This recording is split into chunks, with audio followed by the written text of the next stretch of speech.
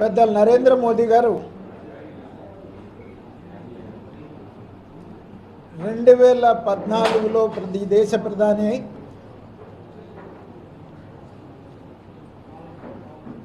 మే 30వ తారీఖు 8 సంవత్సరాలు పూర్తి చేసుకున్న సందర్భంగా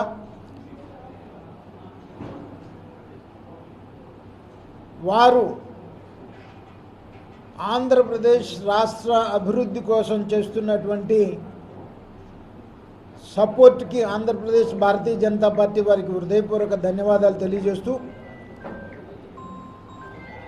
ఆయన ప్రధానమంత్రి అయినప్పటి నుంచి కూడా ఈ దేశంలో ప్రధానంగా పేదరిక నిర్మూలన, సంపూర్ణ గ్రామీణాభివృద్ధి, దేశాన్ని పారిశ్రామికీకరణ దిశగా ఇతర దేశాలతో సంబంధాలు పెట్టుకోవడం, రాజీ లేని రక్షణ, ఈ దేశానికి శత్రు దేశాల నుంచి పాకిస్తాన్ కానీ చైనా కానీ ఈ రెండిటికి కూడా ధీటుగా సమాధానం చెప్తూ భారతదేశంలో ఏ శత్రు సైనికుని కూడా అడుగు పెడితే ఒప్పుకోమని, అలాగే ఈ టెర్రరిజం ఏదైతే ఉందో దాన్ని కూకటి వేళ్లతో పీకేసేటువంటి కార్యక్రమం కానీ గత 8 సంవత్సరాలుగా భారతదేశంలో ఎక్కడ కూడా ప్రజావాసాల్లో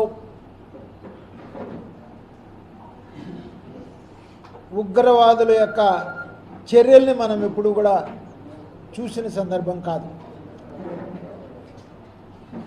ఏదో పేదరికం అనేటువంటిది ఒక స్లోగన్ ఇచ్చి స్లోగన్ని ప్రమోట్ చేయాలని ప్రయత్నం చేయాల.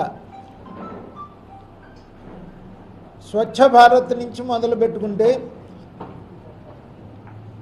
స్వచ్ఛ భారత్ అంటే ఏదో వీధులు ఊడవటమో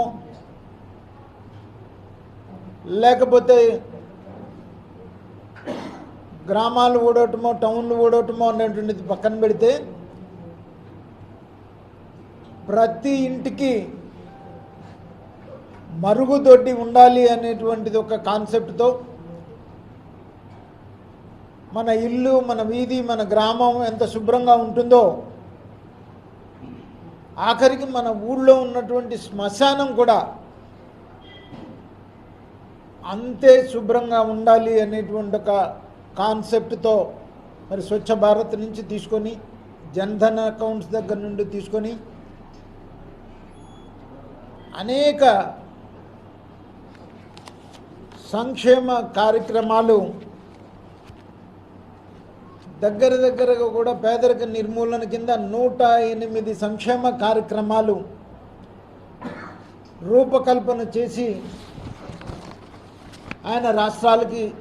ఇస్తున్నటువంటి పరిస్థితి. మచ్చుకు కొన్ని చెప్తాను మీకు. Swachh Bharat Abhiyan, make in India, Pradhan Mantri Awas Yojana, ప్రధానమంత్రి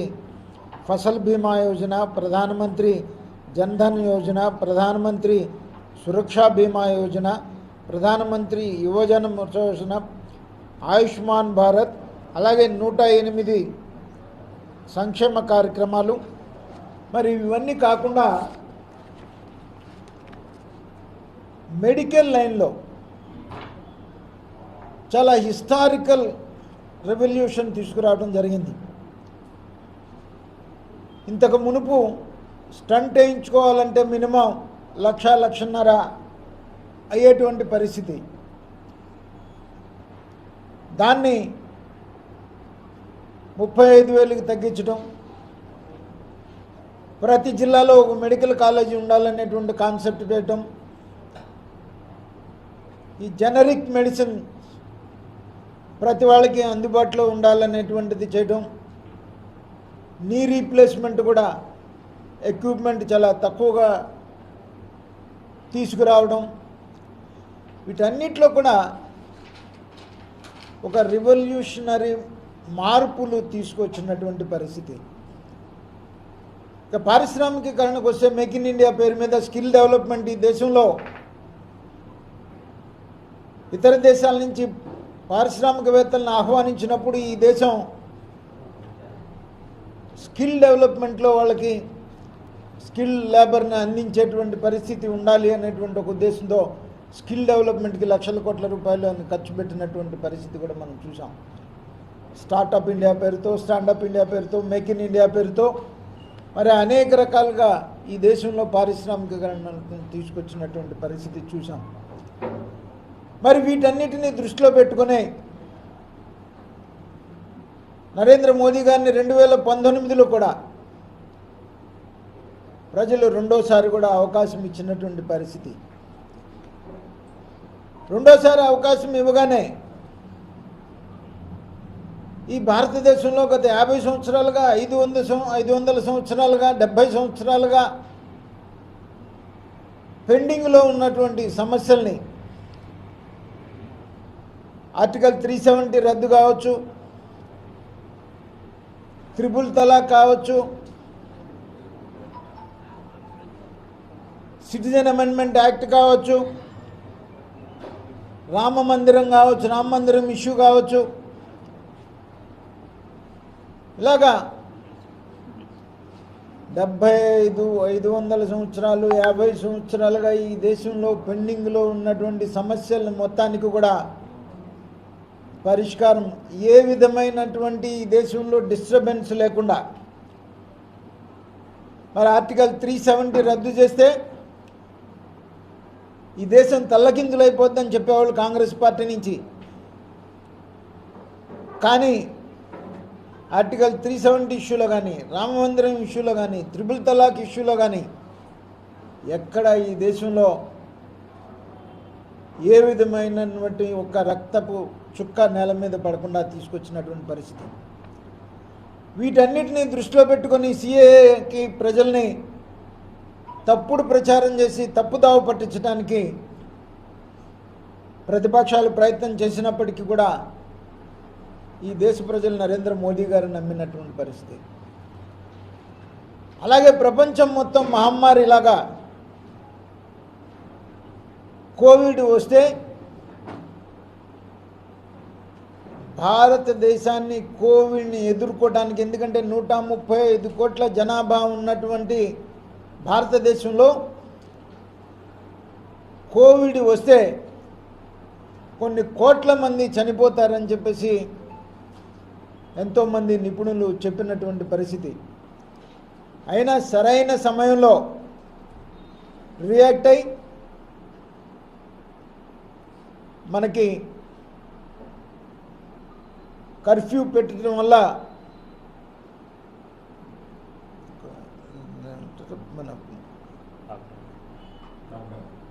లాక్డౌన్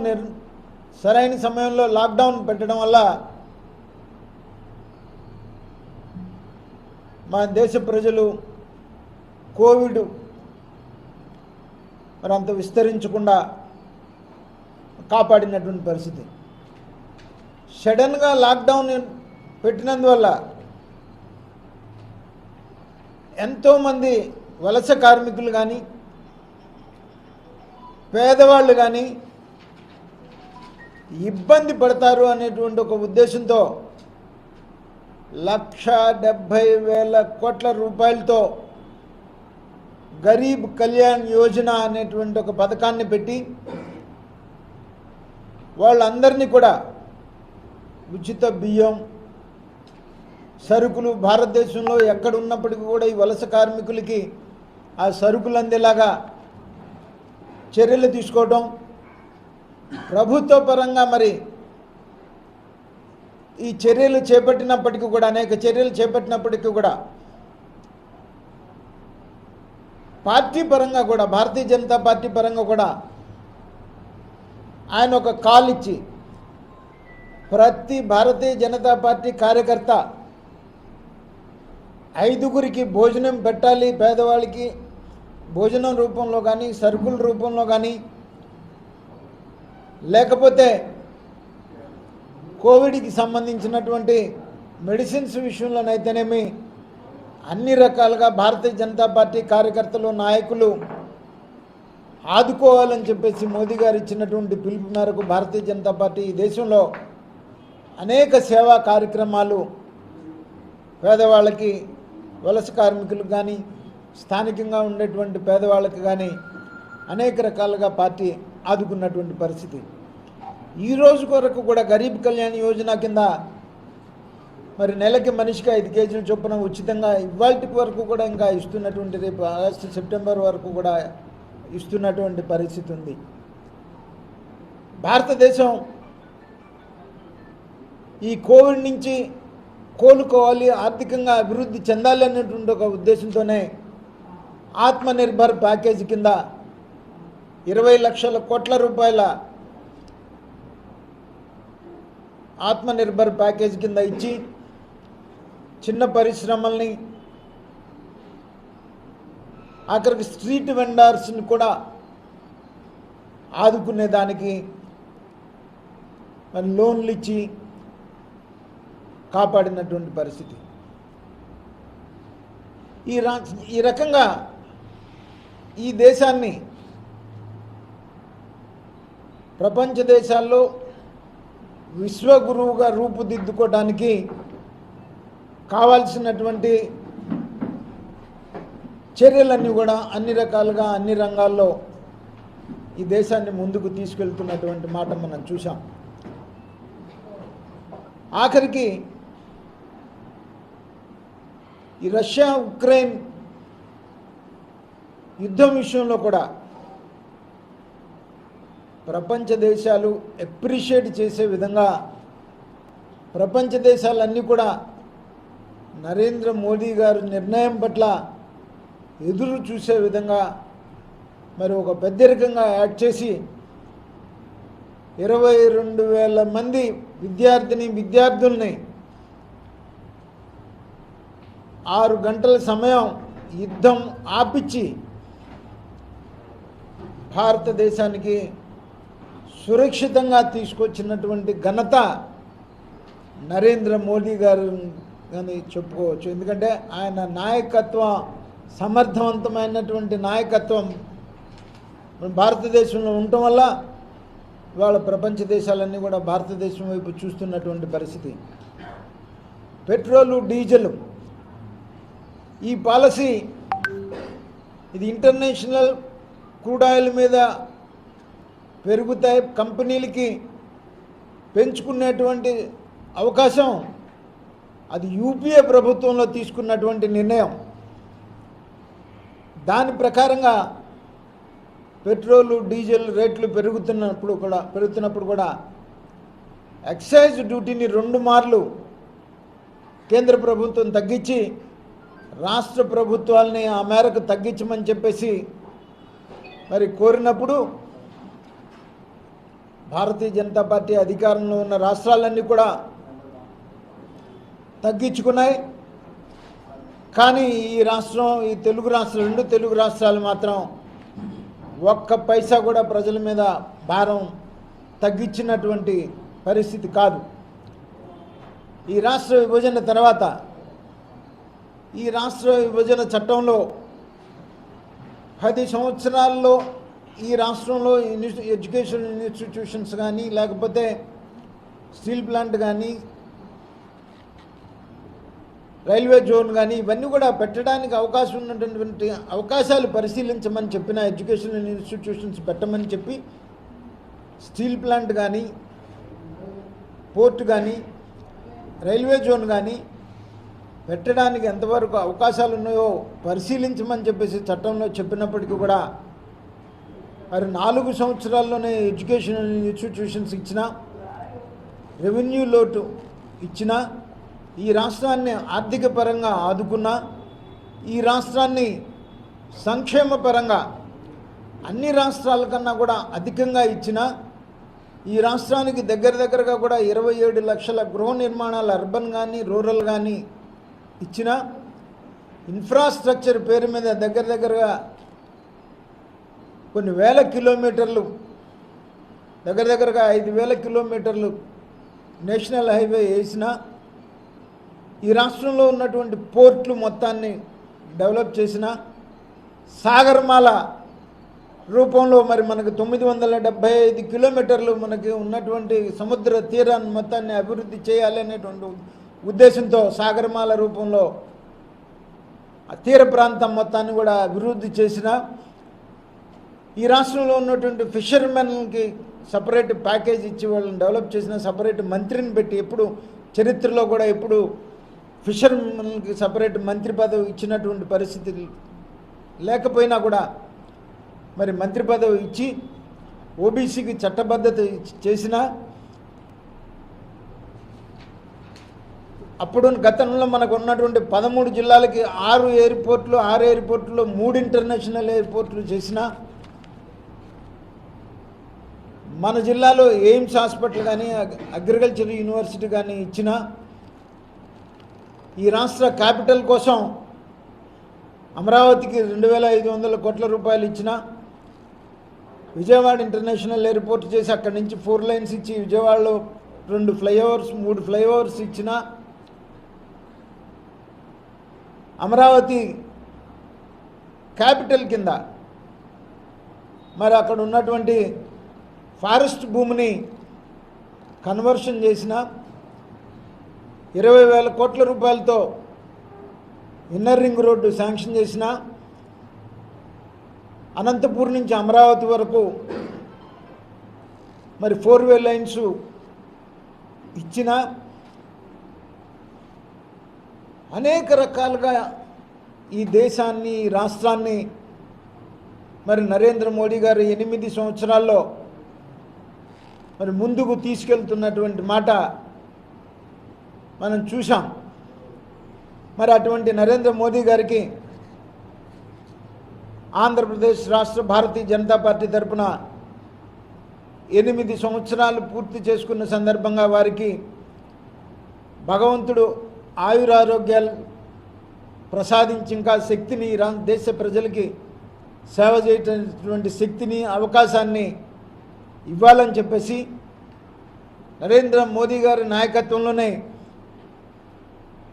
ఈ దేశం అవినీతి రహిత అభివృద్ధి పదంగా ముందుకు తీసుకుని వెళ్తున్నటువంటి పరిస్థితి కూడా 8 సంవత్సరాల్లో కూడా ఒక్క అవినీతి ఆరోపణ లేకుండా కూడా మరి పరిపాలన చేసినటువంటి పరిస్థితి. మరి ఈ రాష్ట్రంలో కూడా అవినీతి రహిత అభివృద్ధి కావాలి అని అంటే భారతీయ జనతా పార్టీ ఒక అవకాశం ఇచ్చి చూడాలి అని చెప్పేసి నేను ఈ రాష్ట్ర ప్రజలను కూడా కోరుకుంటూ సెలవు తీసుకుంటాను. ఆ తర్వాత ఇంకొక విషయం ఉంది. మా జాతీయ అధ్యక్షులు జేపీ నడ్డా గారు 6వ తారీఖు 7వ తారీఖు 2 రోజులు కూడా ఆంధ్ర రాష్ట్ర పర్యటన ఉంది. 6వ తారీఖు విజయవాడలో శక్తి కేంద్ర ప్రముఖులతోటి, 7వ తారీఖు రాజమండ్రిలో పబ్లిక్ మీటింగు, తర్వాత core committee meeting, intellectuals meeting, ఇవన్నీ కూడా 2 రోజులు ఆంధ్ర రాష్ట్రంలో ఉండి ఆంధ్ర రాష్ట్రంలో భారతీయ జనతా పార్టీ 2024కి సమాయత్తం చేయటం కోసం దిశ నిర్దేశిస్తారని సందర్భంగా తెలియజేస్తారు. ఇవాళ ఈ రాష్ట్రంలో ఇచ్చేటువంటి సంక్షేమ కార్యక్రమాలు అన్నిట్లో కూడా నేను ఇందాక చెప్పాను, 108 సంక్షేమ కార్యక్రమాలు రూపకల్పన చేసి రాష్ట్రాలకు పంపుతుంటే ఈ రాష్ట్రంలో 108ని 9 చేసి నవరత్నాల పేరుతో ఇచ్చి తన స్టిక్కర్ వేసుకొని తన పేరు తండ్రి గారి పేరు పెట్టుకొని స్టిక్కర్లు వేసుకుంటున్నటువంటి పరిస్థితి తప్ప ఈ రాష్ట్రంలో జరిగేటువంటి ప్రతి సంక్షేమ కార్యక్రమం నరేంద్ర మోదీ గారు ఇస్తున్నటువంటిదే. 27 లక్షల గృహాలు ఈ రాష్ట్రానికి ఇస్తే మొన్న మార్చిలో కేంద్ర మంత్రి గారు ఈ దేశంలో ఉన్నటువంటి రాష్ట్రాలు ఏ ఏ రాష్ట్రాలు ఎన్ని గృహాలు పూర్తి చేయగలిగినాయి అనే లిస్ట్ ఇస్తే